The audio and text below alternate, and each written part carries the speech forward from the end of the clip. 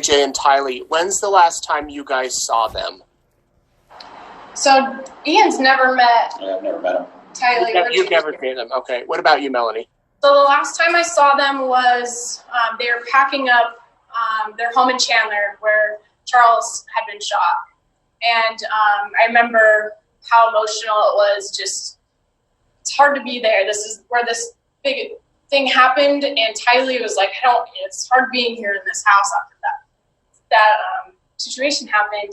And Lori had, said, hey, I think she'd thrown out Ida, but I didn't know for sure because sometimes she's had to do things to protect her kids. The court systems haven't protected her, and Tylee and Colby were abused by their dad, Joe, and the court system didn't protect them there. And she's had this history of doing everything she can to protect Tylee and JJ, and I've always seen that in her since I was a teenager, and she flew me out to go nanny for Tylee and JJ. Like, I've never seen any evidence or anything at all that tells me that Lori would purposely harm children or anything. And so it's hard, all the attacks being out there and seeing her. I still see her as the wonderful mom she is. When I see her come in court, I'm looking for something off that I'm not seeing, because I've had every fear of where could they be. But the last time I saw them was the end of August as they were moving, because I think they moved up that first week in September. And hey, did you visit Rexburg at all before? Like, did you come up and visit Lori before you moved here? I did I think on a weekend where I didn't, because we had 50-50 custody.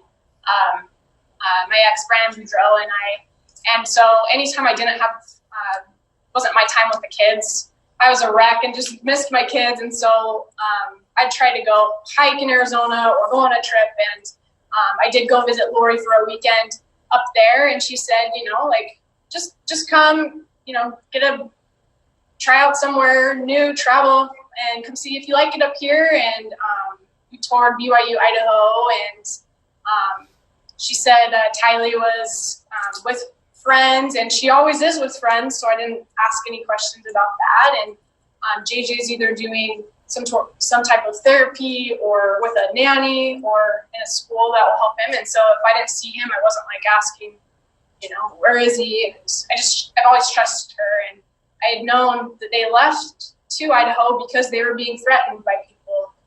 And I didn't want to ask so many questions, and I didn't know what to do with that. And I just was like there for love and support. What can I do for you? And you don't have to tell me. I just want to be there to help you guys.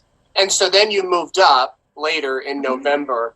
You didn't see the kids at all. And did you think that was a little suspicious, a little weird? I mean, I could understand maybe one day not seeing them or 2 days, but after days and days go by, you don't see the kids. Tylee's Jeep isn't there. Did you ever ask Lori, hey, where are Tylee and JJ? So when I moved up that first week in November, Alex helped me move on Halloween night. And we drove up that first week in November with a moving truck. And I was very involved in setting up my home, getting everything for my kids. I did bring all of the things they do need with them, besides, a mattress that had stains on it and some broken toys and outgrown clothes that I left out front. Not all of their belongings. Just I took everything that was important to us and to kind of consolidate into a smaller apartment as well. And I was getting my home ready, and I'm gonna figure out what's going on with the kids and get my kids back here. We're gonna have a fresh start. And Lori is very independent. She's doing her own thing, and she was next door, but I spent most of my time with Alex. Alex was, he'd come over and hang out with me if I was having, most days were hard and teary with missing my kids, and he would kind of come over and lift me up. And so if I saw Lori, she was still moving in that process and getting situated there. And so I didn't spend a lot of time over there. I did see some of their things, and she had a room set up perfectly for Tylee and JJ, and it didn't seem strange to me. And I knew the threats that she was getting from Kay Woodcock and from others, and she I guess I didn't ask questions because I knew that history. I knew what was going on. And I was in my own head, I'm trying to find out where my own kids are. You know, there's going to be people that say, you know, when we get together with relatives, the talk instantly turns to our kids, soccer games, piano recitals, whatever, that, you know, you can't, there's not a lot else to talk about, you know, other than family. So when you actually would see her, did that sort of conversation ever come up of, you know, I could maybe understand a day or two, but if you're going on weeks and you haven't seen him, like, oh, hey, where's JJ been? Especially because he has special needs. Right, yeah, and so she would tell me things like one of the neighbor boys next door, I forget his name, but she would tell me all his friends and how funny they were, and some people were a little bit, JJ was very high energy, and sometimes he'd be in other people's space, and I think sometimes that bothered some other people. So she would say, well, these are the friends that are just, you know, not judgmental, and they'll just let JJ come in, and she said that he loved the school there. We did. She always talks about her children, but just during that time, I guess, from November to, I guess the 20th is about when Ian and I started dating.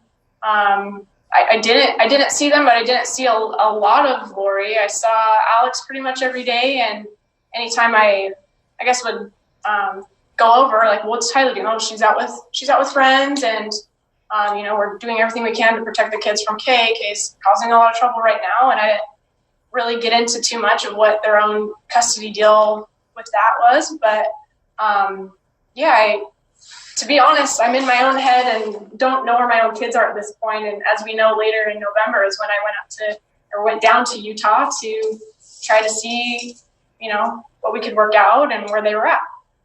And then you guys got married and end of November. Then did you move into Ian's place? No, so we kind of kept both of our apartments, and I had a lease on mine, and he did also. And so we would sleep at my apartment and set up stuff for Max and Lily over at mine. And I had one extra bedroom. And so we spent most time at my apartment. When did you guys find out that there was an investigation that JJ and Tylee were missing? So I'm foggy on this date, but Detective Aramacio and another gentleman had come by to my door while I was moving my stuff in. So this had to have been early in November, I think, probably the second week in November. And I get a knock at the door, and I open it and see police, and I'm like, you know, jumpy because, you know, what's my ex up to? What's the next thing? I don't know where my kids are. Are my kids okay? And he just asked, he said, hey, you know, do you know who lives next door? And I said, yeah, it's, I think Alex's name was on the lease. So sometimes my uncle's over there. Sometimes my aunt goes over there, and just, you know, openly. And I didn't know what that was about. And that was it. That was just my first encounter with Rexford police, I guess. And that's when they said that the kids are missing.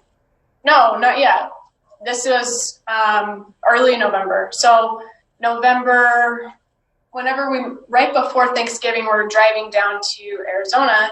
Ian was already there, and I was driving down to meet his family and have Thanksgiving with his family. And I get a text from Lieutenant Ball that says, somebody's broken into your home. I need you to call me right away. And I'm immediately like, oh, great, my ex has sent somebody. I knew he had a private investigator following me, and I immediately think, like, he sent somebody to come break into my home.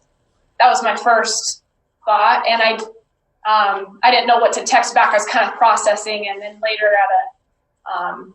I texted back, and I said, well, I'm with, you know, people I love on Thanksgiving, and at least that's what's important. If whatever the heck was taken, I had you know, my emergency cash savings, and I had, you know, just a computer, an iPad, an old phone I didn't use. Like, I didn't know what had been taken, but I was like, if my whole apartment is robbed, it's okay. I got everything I need. It's not about things. And then he said, you know, I need you to call me, and then later found out that it was the Rexford police. They had knocked down my door, and they had taken a lot of my things.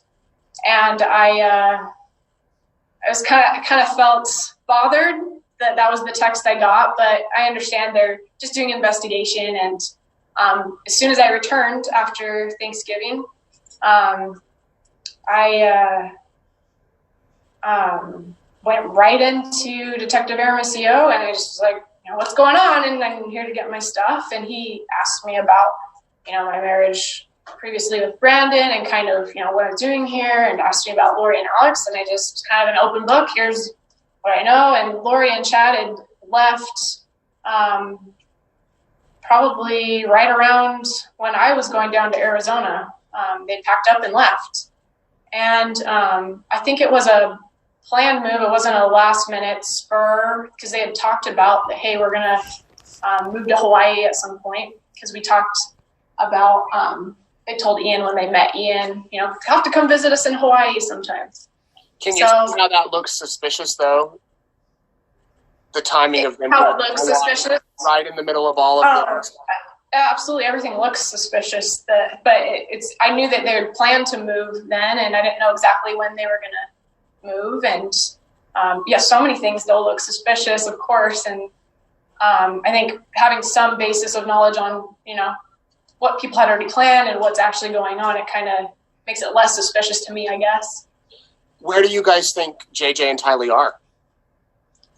I don't know, and I've been asked that so many times. And as we know, I've had every fear in the world of what could have happened to them. And I think most of December, after Lori and Chad just disappeared and I didn't have a phone number for them and no contact, I am thinking the worst, because I'm hearing, I get a phone call from one of Lori's old friends, and she scares me with a lot of, I think this happened or this could have happened. And I'm having every what if, because I'm like, I didn't see them the whole time I was up there in November, but I also know and had seen, text messages from Kay and how she was treating Lori after Charles passed away. And I also knew who Lori was, though. And Lori's always been somebody with a plan. She's always done everything to protect her kids. So up until when my door was broken down and things shifted and I can't talk to Lori and Chad, absolutely, I'm dumping on Ian, hey, what if this happened? What if this happened? And if I have a nightmare about something happening, like, what if this? And it just got dumped all on him unfairly, as we're newly married, and this just gets thrown in our lap. We can transition with that into everything that you allegedly told him, or that Ian wrote down. So, Ian, can you just kind of explain the background about how this document came to be? So the whole purpose of the document was to send to Melanie's lawyers so that they knew what I had gone in and told the FBI. So I told Melanie, it was December 19th, I think, that I'd been talking with the police, and a little later I told her I'd been recording her. And when I wrote that document, the whole purpose was, it was after I told Melanie I'd been working with the FBI and the police that I wrote this. The whole idea is to protect her. Her lawyers need to know exactly what I said, how I said it. And that's how I wanted to present it to them, is these are the fears that I shared with them, that Melanie had shared with me, and in that document, I mean, it sounds a lot more affirmative than what I heard. But when I go into the police, I want action. I want this to be over with, basically. So my whole purpose is, I went and I shared with the FBI everything that I heard, everything I was afraid of. I think, at that point, I thought the kids were in danger. I thought there was something, dark and sinister going on. I was afraid. And so things came out when I talked with the FBI in a way that they shouldn't have. And I kind of regret the way I presented it to them, because I feel like it's kind of blown this thing up a lot more than it should have. There wasn't really a whole lot going on until my ex-wife and I went in and spoke with the FBI and the police. And then, a week later, they're starting to put out press releases and all these things. So, I don't know if what we shared acted as a catalyst for that, or if, maybe I'm just full of myself. Well, but for the casual reader seeing this, there is some shocking stuff in there. I mean, yeah, absolutely. Chad and Lori apparently told you, Melanie, that JJ and Tylee had been possessed and become zombies, that Alex may have to take care of the kids.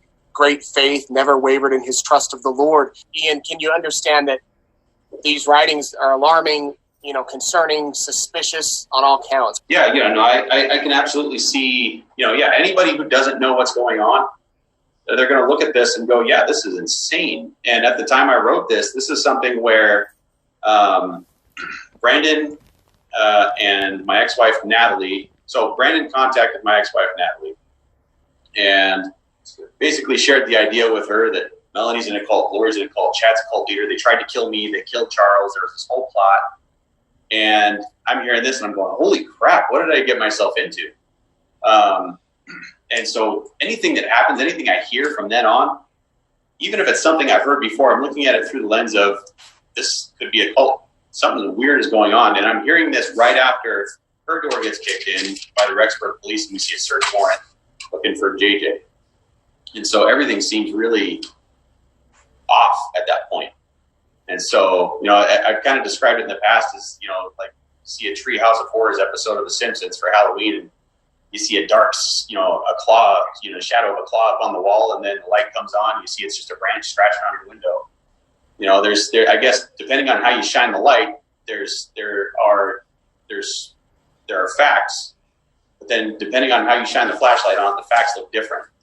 And so the way I'm looking at it when I'm hearing all these things is I'm scared. There's a cult, there's all this going on. And as I looked at it, as you go through the document, you kind of see my thought process of, this is stuff that I'm hearing, this is stuff I'm worried about. And as I continue to look at it, I'm starting to see that there's really nothing proving any of this. There's nothing proving that Tylee and JJ have come to any harm, aside from the fact that, you can even see at the end of the document, I'm still questioning, why in the world do we not know where the kids are? But as I've, gotten to know Summer and Janice and heard more about Lori's life and the experiences she's gone through, I'm starting to see, maybe there is some reasoning behind what's going on. I have no clue what's going on, but I know that, Melanie is a good person. I've loved her through this whole thing, and I was never really concerned about her. But in the beginning, I'm like, holy crap, her uncles are into some shady stuff. I need to try to figure out what's going on. I'm going to wear, I'm going to record their conversations, try to get from point A to point B, get this thing wrapped up and over with so I can move on with my life and my new life. So Melanie, go ahead, Melanie. I was going to say, I think it's important to understand where some of these things come from. So initially, when Charles filed for divorce with Lori, he brought a document over to my home with me and Brandon, and we were still, we were still married and everything seemed okay right then. And Charles and Lori, things just went quick. She had found a lot of women on his computer and a lot of purchases and stuff that he had been, purchasing through, I think it was Hollywood Hobbies or something, I can't remember. And she's upset, obviously, and he's somebody that's on the road all the time for his career, similar to what Brandon does for his work. And she found this and, kind of confronted him with it. What is this? And Charles had never said an ill thing about Lori ever, just thought the world of her, just worshipped her. And as soon as she just started asking questions, he flipped. He came over to our house. He said, Lori's crazy. He showed us this document. And that's the first time I saw these stats, if you will, it was from Charles, and he said, I found this, and it said, it's been posted all over, right? And it's, so something about Lori, or Tylee being dark and JJ being light, and I'm like, trying to process all of this, what does this mean? And he came over saying, hey, Lori doesn't think I'm me, she thinks I'm Ned or something, and I'm, what do you take from all that? I don't understand what's going on. And it just felt off. I'm like, what's going on here? And, Lori wasn't telling everybody in our family, hey, Charles has been cheating on me. She was keeping it to herself, dealing with it, trying to keep it between just her and Charles. And Charles just went ballistic, and he started emailing everybody in the family. And then he took JJ away, and he's like, Lori, you're never going to see JJ again. You're crazy. And it's these patterns of narcissism where, everything's fine until you start asking questions. I mean, I didn't see the same exact pattern happen with my ex-husband. Everything was fine. He thought the world of me until I asked some questions he was uncomfortable answering. And instead of saying, hey, these things, here's an explanation for this, he turned on me and he said, Melanie, I'm going to take the kids away from you. You're crazy. I'm going to get you excommunicated from the church, and you're never going to see your kids again. And that's just from asking, hey, what what's this video I found, Rana? What are these text messages? And so many things. And I don't know, it was like watching Charles unravel first, then Brandon did the same exact thing, and then it's just these patterns, and I'm like, you just can't like make this stuff up. It's the same exact thing happening over and over again. And you know, Lori just moved on, and you know, she didn't play any of Charles's games, and he eventually he's back and forth. Hey, I want to be back together with you, Lori, and then he'd say, your end's coming soon. Just tons of threats. And so the day he came to the house, Summer said, hey, Alex, will you go over? And, Charles has been kind of aggressive and, acting crazy. He's going to go over there to get JJ. Will you just go over there just in case something happens? And as we see, something did happen.